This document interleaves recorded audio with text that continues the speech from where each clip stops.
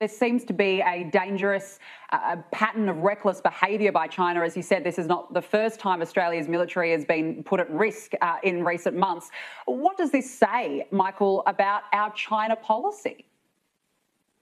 It says it's not stable. We hear from the government that they've stabilised the relationship between China and Beijing, between China and Australia.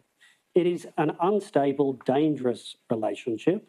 And the Chinese military are acting incredibly aggressively towards our military, and we're not alone. Probably even today, the Chinese military have done similar things to the Philippines military. They've done it to the Canadians, the Vietnamese, the Americans, everybody they bump into. So you cannot have a stable relationship on economics and this incredibly dangerous security relationship.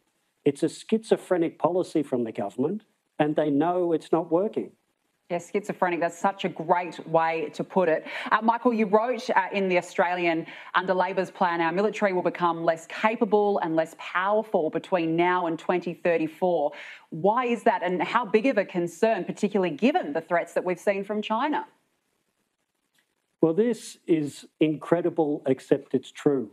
So the new plan that Richard Marles released just a few weeks ago says we'll be spending $765 billion over the next 10 years on our defence force.